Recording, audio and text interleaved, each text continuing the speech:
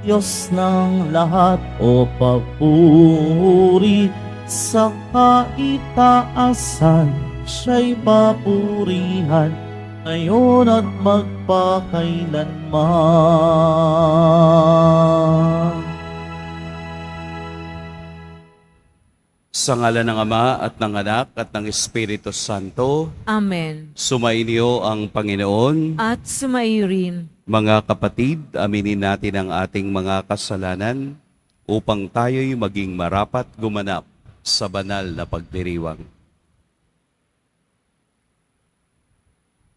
Sinugong tagapagpagaling sa mga nagsisisi, Panginoon, kaawaan mo kami. Panginoon, kaawaan mo kami. Dumating na tagapag-anyayang mga makasalanan ay magsisi, Kristo, kaawaan mo kami. Kristo, kaawaan mo kami. Nakaluklok ka sa kanan ng Diyos Ama para ipamagitan kami. Panginoon, kaawaan mo kami. Panginoon, kaawaan mo kami. Kaawaan tayo ng makapangyarihang Diyos, patawarin tayo sa ating mga kasalanan, at patnubayan tayo sa buhay na walang hanggan. Amen. Ginugunita natin si Papa San Pio ika-10. Manalangin tayo. Ama naming makapangyarihan, pinuspos mo ng iyong karunungan at ng lakas na likas sa iyong sugo ang Papa na si San Pio upang kaniyang patatagin ang pananampalatayang Katoliko at pag-isahin ang tanan kay Kristo. Sa pagsunod sa itinuro niya at ipinakitang halimbawa, ipagkaloob mong makamtan namin ang walang maliw na gantimpala sa pamamagitan ni Hesukristo kasama ng Espiritu Santo magpa sa walang hanggan. Amen. Magsipo ang lahat. Pagbasa mula sa aklat ni Propeta Ezekiel. Sinasabi sa akin ng Panginoon, Tao, magpahayag ka laban sa mga pinuno ng Israel. Sabihin mong ipinasasabi ko, nakatakda na ang parusa sa inyo, mga pinuno ng Israel. Sarili ninyo ang inyong iniintindi at hindi ang mga tupa.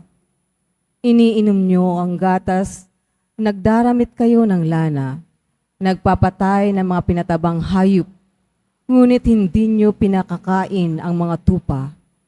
Bakit hindi nyo pinalalakas ang mahihina, ni ginagamot ang may sakit, ni hinihilot ang mga pilay? Bakit hindi nyo hinahanap ang nawawala, ni ibinabalik ang nalalayo? Sa halip, ay ginagamitan nyo sila ng mga kamay na bakal. Sila'y nangangalat at nilalapa ng mababangis na hayop, pagkat walang pastol.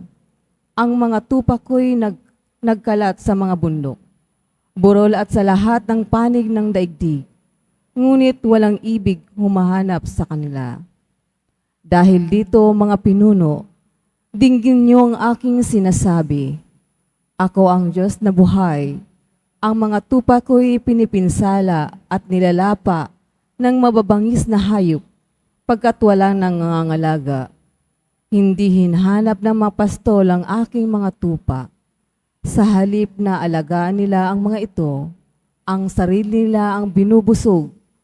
Kaya nga makinig kayo, mga pastol. Pakinggan nyo itong aking sinasabi. Laban ako sa inyo. Pananagutan ninyo ang nangyayari sa aking mga tupa. Hindi ko na kayo gagawing pastol upang hindi ninyo mabusog ang inyong sarili. Ilalayo ko sa inyo ang aking mga tupa at hindi ninyo mapapakinabangan ang mga ito. Ito ang pinasasabi ng Panginoon. Ako mismo ang maghahanap at mag-aalaga sa aking mga tupa. Ang salita ng Diyos. Salamat sa Diyos. Pastor, Pastol ko'y Panginoong Diyos, hindi ako magdarahop. Pangino'y aking pastol, hindi ako magkukulang. Ako'y pinahimlay sa mainam na pastulan at inaakin niya ako sa tahimik na batisan. Binibigyan niya ako ninyong bagong kalakasan. Pastol ko'y Panginoong Diyos, hindi ako magdarahop. At sang-ayon sa pangako na kanyang binitawan. Sa matuwid na landasi, doon ako inaakay. Kahit na ang daang ito'y tumatahak sa karimlan, hindi ako matatakot pagkat ika'y kaagapay. Ang tungkod mo at pamalo, ang gabay ko at sanggalang. Pastol ko'y Panginoong Diyos, hindi ako magdarahop. Sa harapan ng lingkod mo, ikaw ay may handang dulang. Ito'y inyong ginagawang nakikita ng kaaway. Nalulugod ka sa akin ng ulo ko ay langisan, at pati na ang kalis ko ay iyong pinapaapaw. Pastol ko'y Panginoong Diyos, hindi ako magdarahop. Tunay ang pag-ibig mo at inyong kabutihan. Sa saaki tataglayin habang ako'y nabubuhay. Doon ako sa templo mo, lalagi at mananahan. Pastol ko'y Panginoong Diyos, hindi ako magdarahop. Tumayo na po ang lahat.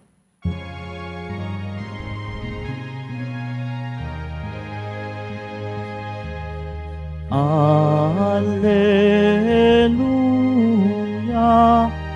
Alleluia, Alleluia, Alleluia.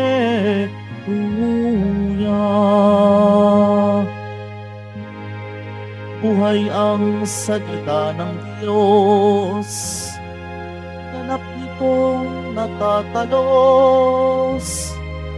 tanang ating niloloob. Alleluia, Alleluia, Alleluia,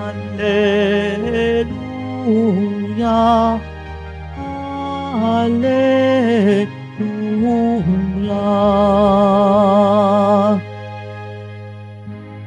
Sumainyo ang Panginoon. At sumairin. Ang mabuting balita ng Panginoon ayon kay San Mateo. Papuri sa iyo, Panginoon. Noong panahong iyon, sinabi ni Jesus sa kaniyang mga alagad ang talinhagang ito. Ang paghahari ng Diyos ay katulad nito.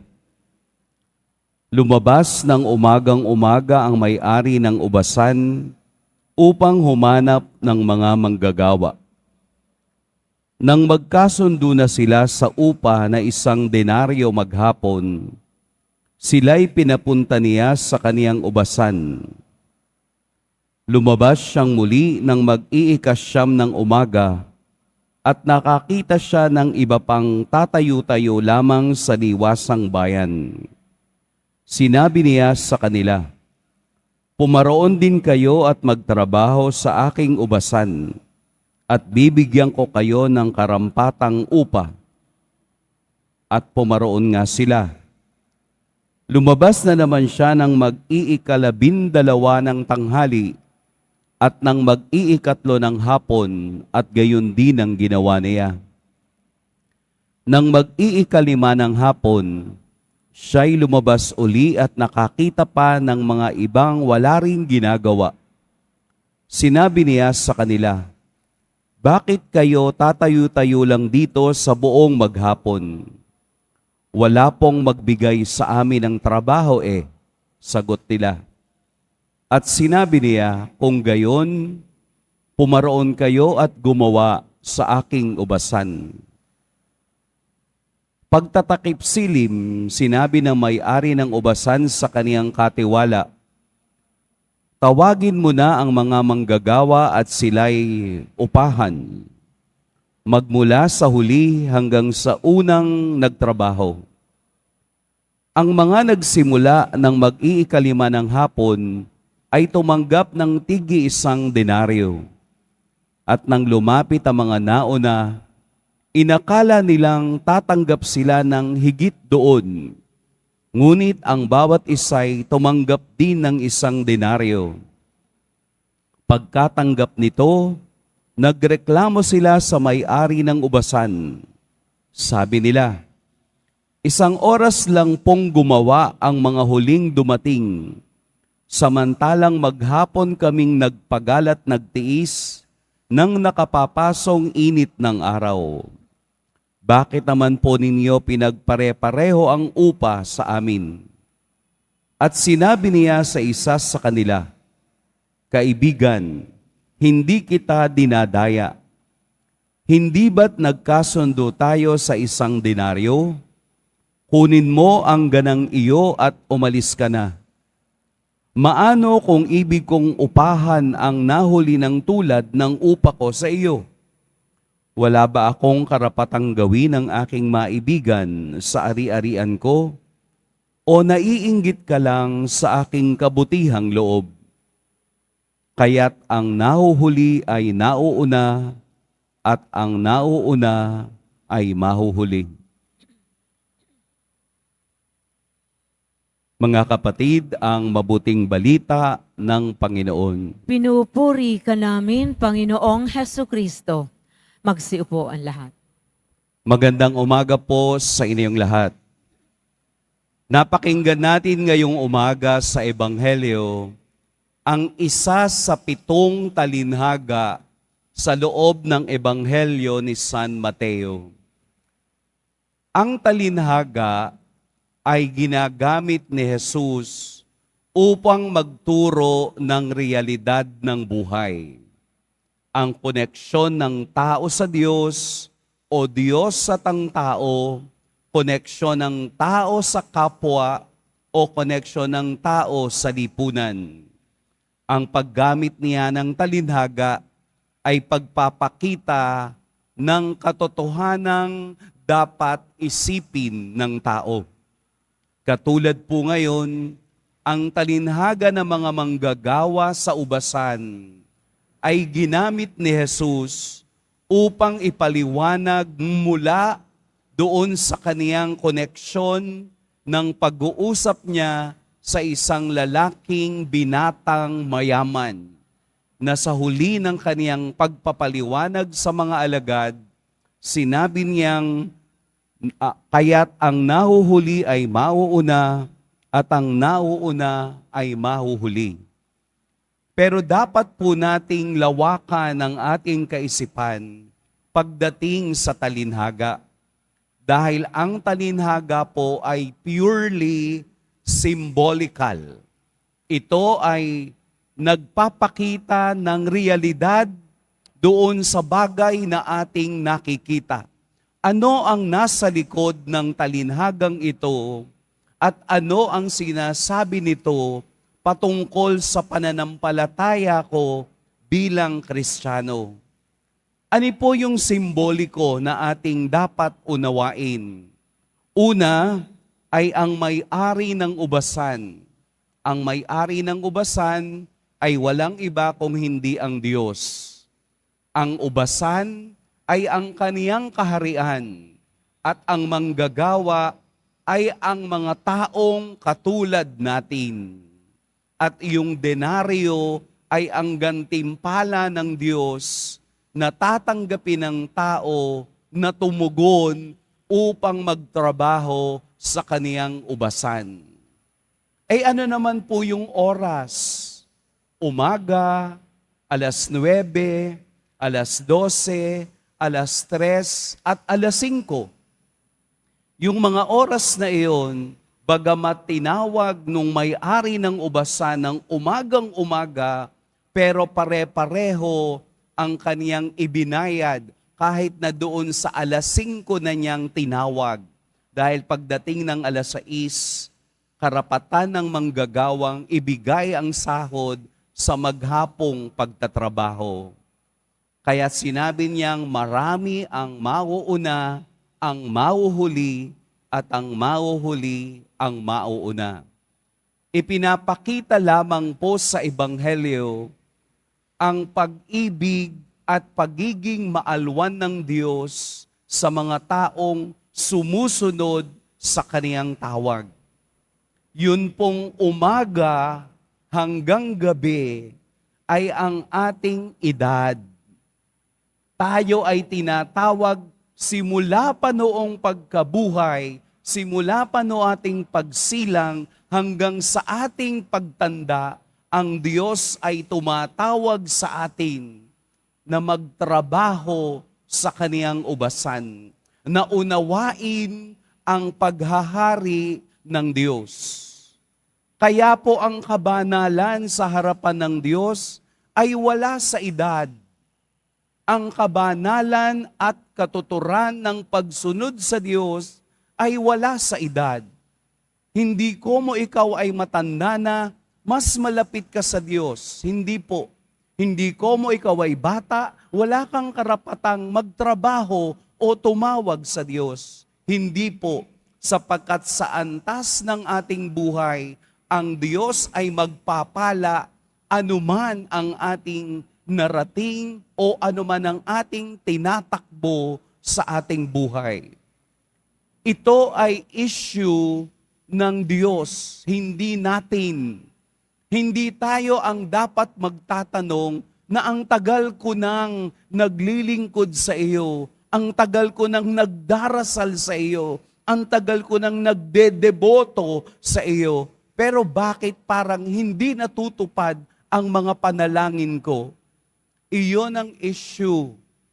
Kahit kailan, ang Diyos ay maalwan sa kaniyang pagbibigay ng biyaya sa lahat. Ang tao lamang ang mapanilip, ang tao lamang ang mapagbilang, ang tao lamang ang hindi nakukontento kung ano ang meron siya. Kaya sa takbo ng ating buhay, palaging inggit ang namamayani sa lahat. Ibinibigay ng Diyos na kahit kailan ang inggit hindi magbibigay ng anumang kapayapaan sa bawat isa. Ito ay pagpapatunay na sa kasaysayan ng Israel, sila ang unang tinawag pero hindi sila na-satisfied sa pagtawag ng Diyos, kaya si Jesus ay muling tumawag ng mga bagong alagad at sila ngayon yung nasa 5:00 na sa pagsasara ng maghapon, tinawag ni Jesus upang maglingkod sa Kaniya sa Kaniyang bagong kaharian. Ano man po ang ating itinatakbo ng buhay, huwag nating hayaang mabalot ng inggit ang pagbibigay natin ng papuri sa Diyos. Huwag tayong maghahambing, huwag tayong magko-compare, dahil ang Diyos lamang naman talaga ang nakakaalam kung ano ang sapat at sakto sa bawat isa. Huwag tayong hihingi ng labis, sapagkat hindi natin kayang pantayan ang pagiging maalwan at mapagbigay ng Diyos. Ano po ang kalaban ng inggit? Charity o pagmamahal. Hindi lamang ito tungkol sa kabuhayan. Ang pagiging charitable o mapagbigay ay hindi lamang tungkol sa pera o kayamanan, kung papaanong umalis ang lalaking mayaman dahil ayaw niyang sumunod kay Jesus, dahil siya'y napakayaman, ayaw niya yung bitiwan, kaya hindi siya magkakaroon ng buhay na walang hanggan. Sa Ebanghelyo, muli tayong pinapapasok ni Jesus sa ubasan upang ating tingnan ano na ang nagawa ko sa buhay ko upang ako'y makapasok, upang ako'y mabigyan ng 1 denaryo sa aking pagtatrabaho. Baka wala akong ginagawa, baka kaya hindi pumapasok ang biyaya sa aking buhay. Kaya siguro kahit anong dasal ang aking gawin, kahit anong hiling ang aking gawin, hindi ako gumagalaw. Paano ako babayaran ng Diyos? Paano ko bibigyan ng isang denaryo sa maghapon? Hindi ko ipinakita na I am worthy to be given the gift of grace na kailangan ko sa buhay. Kailangan natin pong maging mapagbigay sa Diyos. Ang aking pananampalataya, ang aking panahon, ang aking puso, ang aking katawan, ang aking isip, ang lahat-lahat sa akin ay 100% dapat nasa Diyos. Dahil kung hindi mangyayari yun at hindi ko maibibigay ang para sa Kanya, wala ring saysay ang lahat ng aking panalangin. Gusto ko pong mag-abroad, Lord. Eto na naman tayo. Gusto mong mag-abroad, napakatamad mo naman. 10:00 ng umaga, tulog ka pa. Hindi babagsak yung abroad sa harapan mo. Gumalaw ka, kumilos ka, para yung biyaya ng Diyos gagalaw din. Di ba? Gusto ko po magkaroon ng katahimikan ng aming pamamahay, ang aming tahanan. Paano magkakaroon ng katahimikan? Yung kinainan nyo kagabi hanggang kinabukasan, nasa lababo pa, naninigas na ang mga tutong doon sa plato. Yung mga bagay na malapit sa atin, hindi natin kayang gawin. Papaano pa yung malayong hinihingi natin sa Diyos? Gagalaw ka, aayusin mo yung buhay mo para mabigyan ka ng denaryo pagkatapos ng buong maghapon.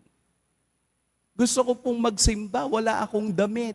Ayaw mo maglaba. 1 linggo na yung iyong maduduming damit. Kung ano na lang makuha mo, ayaw mong ayusin yung sarili mo. Ang pagtugon sa Diyos ay pagtugon sa pangkaraniwang galaw ng ating pamumuhay. Ayusin natin ang ating pamayanan. Ayusin natin ang ating tahanan. Sapagkat kung maayos ang ating pinagbumulan, maayos din ang ating pupuntahan at maayos din ang ating babalikan. Ganon ang kaayusan pagdating sa biyaya ng Diyos. Parang sarili mo rin.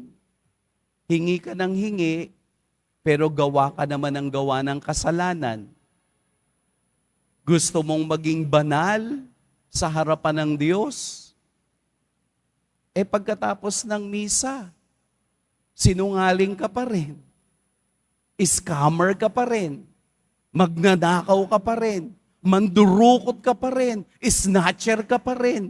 Tapos tataas-taas ang kamay mo sa poong Nazareno. Ano yun? Di walang kwenta.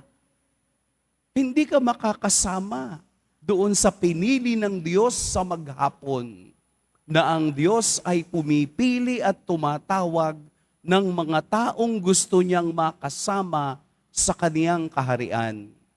Sana ngayong maghapon, tayo'y makasama ng Diyos. Sana ngayong maghapon, isa tayo doon sa kaniyang pipiliin ngayong maghapon upang tayo'y mabigyan ng 1 denaryo ng kaligtasan at tayo'y makasama niya sa kaniyang ubasan. At ang ubasan na iyan ay ang kahariang inihanda ng Diyos sa mga nagtsatsaga at mapagmahal sa kaniyang tinig. Mag-iingat po tayo at pagpalain tayo ng poong may kapal.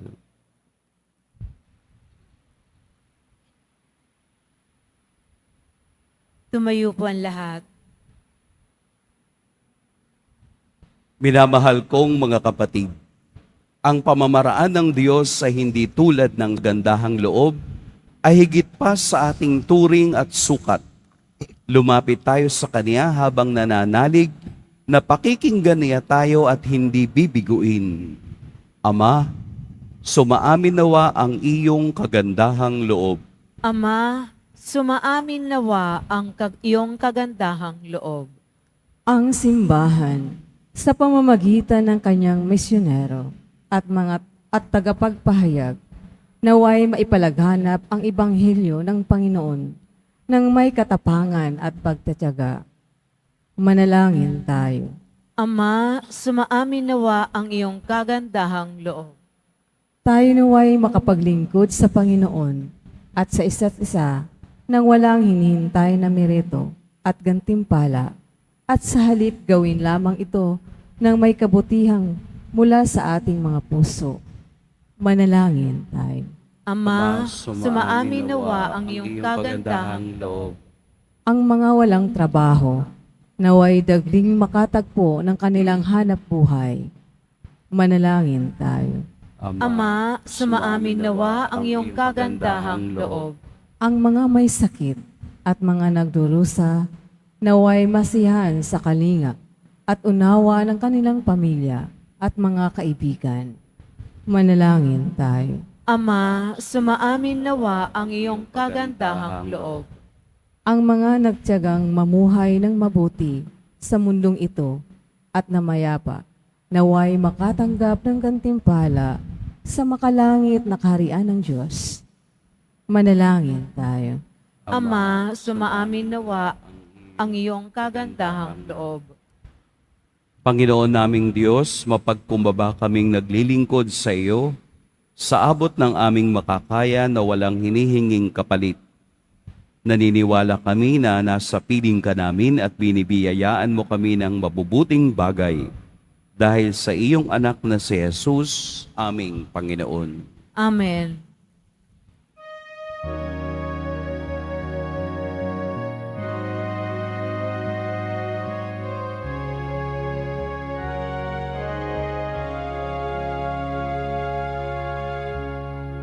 Aming alay sa'yo, Panginoon.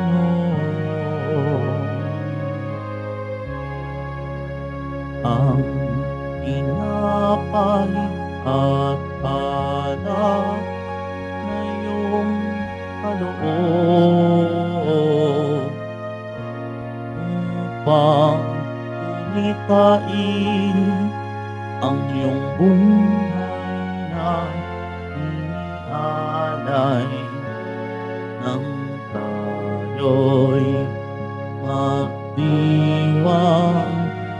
bilang isang sambayanan.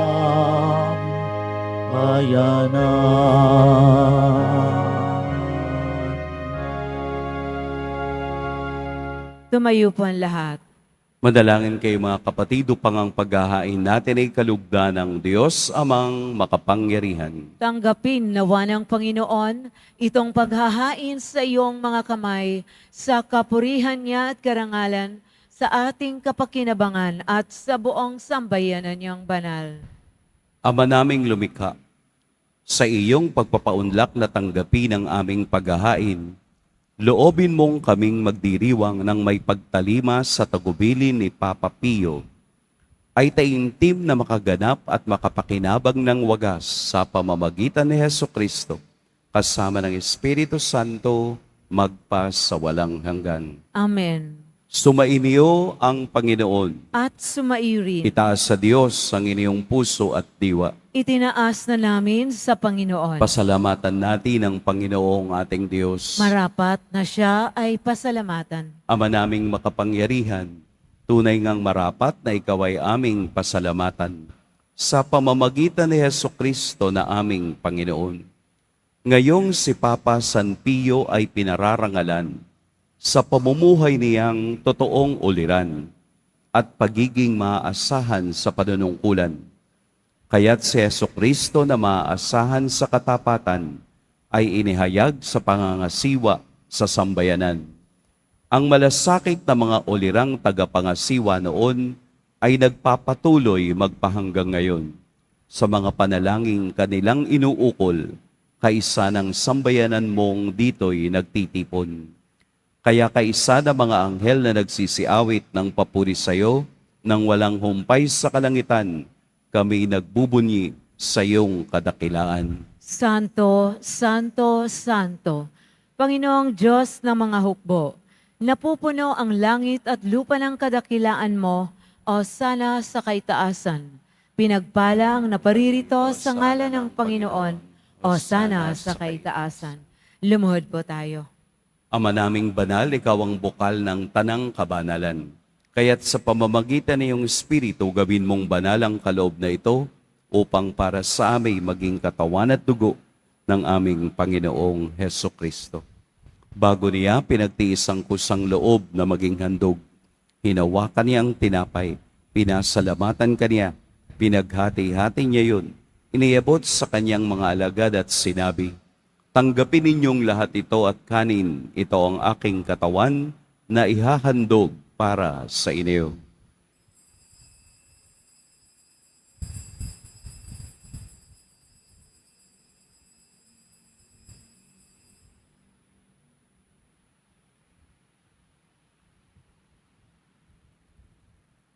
Gayun din naman noong matapos ang hapunan, hinawakan niya ang kalis, muli kaniyang pinasalamatan, inabot niya ang kalis sa kaniyang mga alagad at sinabi, tanggapin ninyong lahat ito at inumin, ito ang kalis ng aking dugo. Nang bago at walang hanggang tipan ng aking dugo na ibubuhos para sa inyo at para sa lahat, sa ikapagpapatawad ng mga kasalanan. Gawin ninyo ito sa pag-alala sa akin.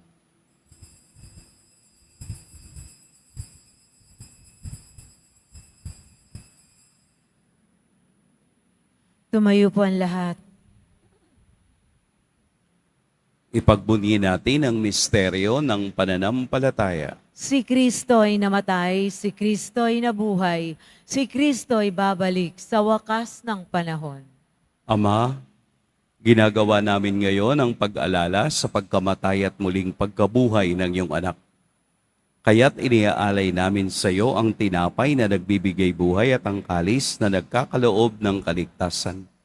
Kami nagpapasalamat dahil kami iyong minarapat na tumayo sa harap mo para maglingkod sa iyo. Isinasamo namin kaming magsasalo-salo sa katawan at dugo ni Kristo ay mabuklod sa pagkakaisa sa pamamagitan ng Espiritu Santo. Ama, lingapin mo ang iyong simbahang laganap sa buong daigdig. Puspusin mo kami sa pag-ibig, kaisa ni Francisco na aming Papa at ni Jose na aming Obispo at ng Tanang Kaparian. Alalahanin mo rin ang mga kapatid naming nahimlay nang may pag-asang sila'y muling mabubuhay, gayon din ang lahat ng mga pumanaw.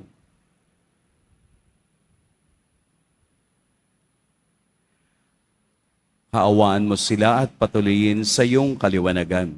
Kaawaan mo at pagindapating kaming lahat na makasalo sa iyong buhay na walang wakas. Kaisa ng mahal na Birheng Maria na ina ng Diyos, ng kabiyak ng puso niyang si San Jose, kaisa ng mga apostol ni San Juan Bautista, at ng lahat ng mga banal na namuhay dito sa daigdig ng kalugod-lugod sa iyo, maipagdiwang nawa namin ang pagpupuri sa ikararangal mo sa pamamagitan ng iyong anak na aming Panginoong Heso Kristo.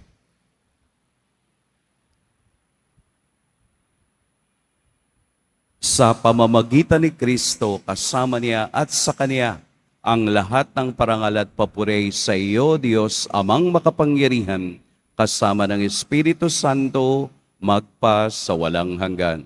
Amen. Sa tagubilin ng nakagagalig na utos at sa turo ni Jesus na Panginoon natin at Diyos, ipahayag natin ng lakas loob. Ama namin, Sumasalangit ka, sambahin ang ngalan mo, mapasa amin ang kaharian mo, sundin ang loob mo dito sa lupa para nang sa langit. Bigyan mo kami ngayon ng aming kakanin sa araw-araw, at patawarin mo kami sa aming mga sala, para ng pagpapatawad namin sa nagkakasala sa amin. at huwag mo kaming ipahintulot sa tukso, at iadya mo kami sa lahat ng masama. Hinihiling namin kami iadya sa lahat ng masama. Pagkalooban ng kapayapaan araw-araw, iligtas sa kasalanan at ilayo sa lahat ng kapahamakan. Samantalang aming pinananabikan ang dakilang araw ng pagpapahayag ng tagapagligtas naming si Heso Kristo. Sapagkat iyo ang kaharian at ang kapangyarihan at ang kapurihan magpakailanman. Amen. Panginoong Jesucristo, sinabi mo sa iyong mga apostol, kapayapaan ang iniiwan ko sa inyo, ang aking kapayapaan ang ibinibigay ko sa inyo.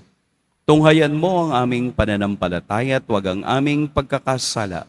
Pagkalooban mo kami ng kapayapaan at pagkakaisa ayon sa iyong kalooban, kasama ng Espiritu Santo, magpa sa walang hanggan. Amen. Ang kapayapaan ng Panginoon naway laging sumainiyong lahat. At sumairi. Magbigayan kayo ng kapayapaan sa isa't isa.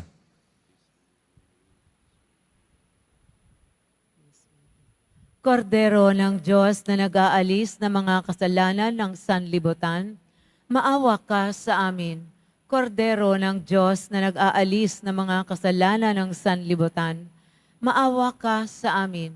Kordero ng Diyos na nag-aalis ng mga kasalanan ng sanlibutan, ipagkaloob mo sa amin ang kapayapaan. Lumuhod po tayo. Ito ang kordero ng Diyos, ito ang nag-aalis sa mga kasalanan ng sanlibutan. Mapapalad ang inaanyayahan sa kaniyang piging. Panginoon, hindi ako karapat-dapat na magpatuloy sa iyo, ngunit sa isang salita mo lamang ay gagaling na ako.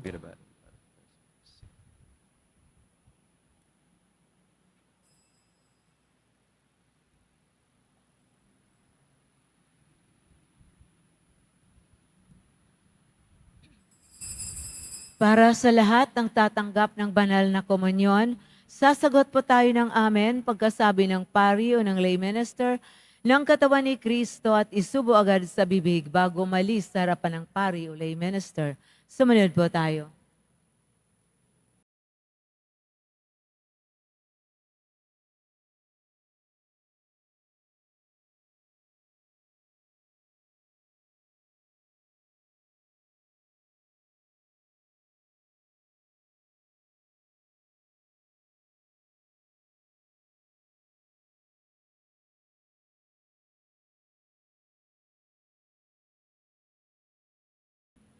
Ama naming mapagmahal, sa paggunita namin kay Papa San Pio, kaming nagsalo-salo sa banal na hapag, ay magkaroon nawa ng pananampalatayang matatag at pagkakaisa sa pag-ibig mong matapat.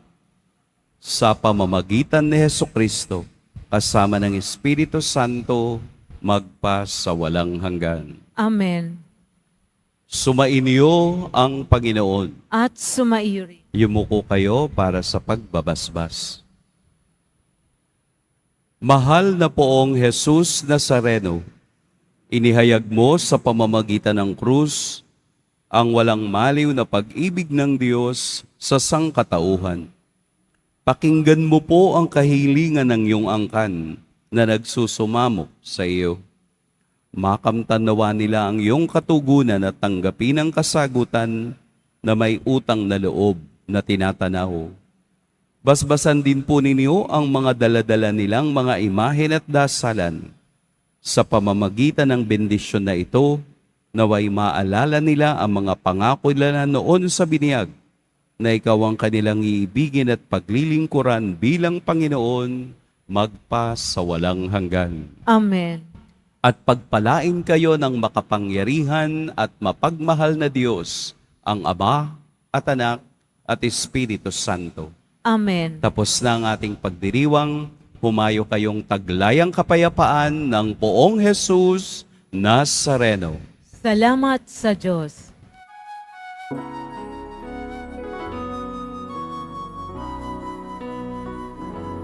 Nuestro Padre Jesús Nazareno, sinasamba ka namin. Pinipintuho ka ka namin. Aral mo ang aming buhay at kaligtasan. Nuestro Padre Jesus Nazareno, iligtas mo kami sa kasalanan.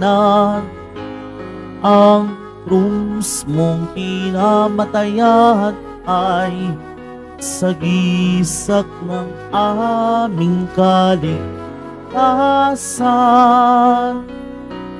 Nuestro Padre Jesus Nazareno, dinahangad ka namin.